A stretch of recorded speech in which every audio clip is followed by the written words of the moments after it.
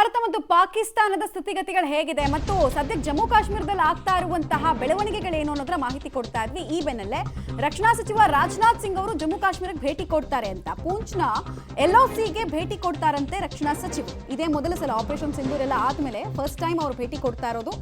ಮೊನ್ನೆ ಅಷ್ಟೇ ನಾವು ನೋಡಿದ್ವಿ ಆದಂಪುರ ಏರ್ಬೇಸ್ಗೆ ನರೇಂದ್ರ ಮೋದಿ ಅವರು ಹೋಗಿದ್ರು.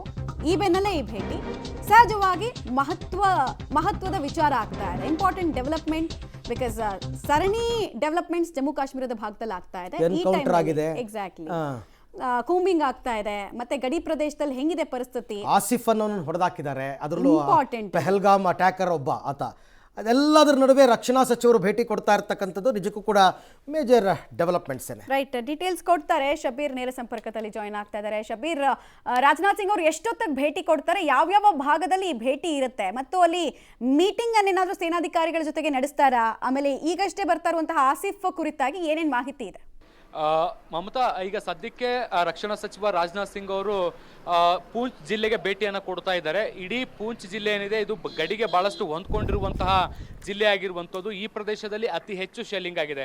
ಸದ್ಯಕ್ಕೆ ಮೊನ್ನೆ ನಡೆದಂಥ ಪ್ರತಿ ದಾಳಿಯ ಸಂದರ್ಭದಲ್ಲಿ ನಾವು ಗಮನಿಸಿದರೆ ಪೂಂಚ್, ರಜೌರಿ ಮತ್ತು ಉರಿ ಭಾಗದಲ್ಲಿ ಹೆಚ್ಚು ಡ್ರೋನ್ಗಳ ದಾಳಿಯನ್ನು ಮಾಡುವಂಥ ಪ್ರಯತ್ನವನ್ನು ಪಾಕಿಸ್ತಾನ ಮಾಡಿತ್ತು. ಈ ಭಾಗದಲ್ಲಿ ಹೆಚ್ಚು ಡ್ಯಾಮೇಜ್ ಕೂಡ ಆಗಿದೆ. ಗಡಿ ಭಾಗದ ಪ್ರದೇಶಗಳಲ್ಲಿ ಒಂದು ರೀತಿ ಜನ ಇಲ್ಲಿ ಆತಂಕದ ಪರಿಸ್ಥಿತಿಯಲ್ಲಿ ಬದುಕ್ತಾ ಇದ್ದಾರೆ. ಸೊ ರಾಜನಾಥ್ ಸಿಂಗ್ ಅವರು ಈಗ ಭೇಟಿಯನ್ನು ಕೊಡೋ ಮೂಲಕ ಇಲ್ಲಿ ಸ್ಥಳೀಯರನ್ನು ಕೂಡ ಭೇಟಿಯಾಗಿ ಇಲ್ಲಿನ ಹಾನಿಗೆ ಸಂಬಂಧಪಟ್ಟಂತೆ ಮಾಹಿತಿಯನ್ನು ಪಡ್ಕೊಳ್ಳುವಂಥ ಸಾಧ್ಯತೆಗಳಿದ್ದಾವೆ. ಇದ್ರ ಜೊತೆಗೆ ಸ್ಥಳೀಯ ಅಧಿಕಾರಿಗಳನ್ನು ಕೂಡ ಭೇಟಿಯಾಗಿ ಅವ್ರ ಜೊತೆಗೆ ಸಭೆಯನ್ನು ನಡೆಸುವಂಥ ಸಾಧ್ಯತೆಗಳು ಕೂಡ ಇದ್ದಾವೆ. ಸೊ ಈ ಭಾಗದಲ್ಲಿ ಆಗ್ತಿರುವಂಥ ಬೆಳವಣಿಗೆಗಳೇನು ಅನ್ನುವಂಥದ್ದನ್ನು ತಿಳ್ಕೊಂಡು ಮತ್ತೆ ಇದಕ್ಕೆ ಸಂಬಂಧಪಟ್ಟಂತೆ ಒಂದಿಷ್ಟು ಸೆಕ್ಯೂರ್ ಆಗಿ ಮಾಡ್ಕೊಳ್ಬೇಕಾಗುತ್ತೆ ಬಾರ್ಡರ್ಗಳನ್ನು ಮತ್ತು ಬಾರ್ಡರ್ ವಿಲೇಜ್ಗಳನ್ನು. ಅಲ್ಲಿ ಯಾವ ರೀತಿಯಾದಂಥ ಬದಲಾವಣೆಗಳನ್ನ ಮಾಡ್ಕೋಬಹುದು ಅನ್ನುವಂಥದ್ದಕ್ಕೆ ಸಂಬಂಧಪಟ್ಟಂತೆ ಒಂದಷ್ಟು ಪರಿಶೀಲನೆಯನ್ನು ಮಾಡುವಂಥ ಸಾಧ್ಯತೆಗಳನ್ನು ಈಗ ಸದ್ಯಕ್ಕೆ ನಿರೀಕ್ಷೆ ಮಾಡಲಾಗ್ತಾ ಇದೆ. ಇನ್ನು ಆಸಿಫ್ನ ವಿಚಾರಕ್ಕೆ ಬಂದಂಥ ಸಂದರ್ಭದಲ್ಲಿ ಈತ ಪುಲ್ವಾಮಾ ಪೆಹಲ್ಗಾಮ್ ದಾಳಿ ಏನಾಯಿತು, ಪೆಹಲ್ಗಾಮ್ ದಾಳಿಯಲ್ಲಿ ಈತನು ಕೂಡ ಒಬ್ಬ ಭಯೋತ್ಪಾದಕ ಅನ್ನುವಂಥದ್ದು ಕೂಡ ಗೊತ್ತಾಗ್ತಾ ಇರುವಂಥದ್ದು. ಈತ ಟ್ರಾಲ್ನ ಒಂದು ಗ್ರಾಮೀಣ ಪ್ರದೇಶದಲ್ಲಿ ತಲೆಮರೆಸ್ಕೊಂಡಿದ್ದ.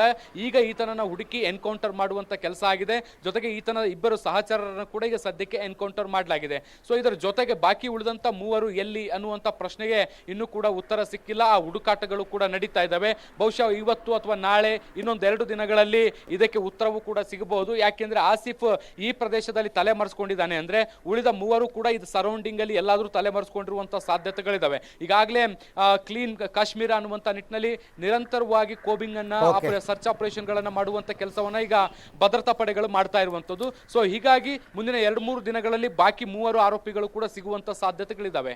ಥ್ಯಾಂಕ್ ಯು ಶಬೀರ್, ತಮ್ಮ ಎಲ್ಲ ಮಾಹಿತಿಗಾಗಿ ಧನ್ಯವಾದ.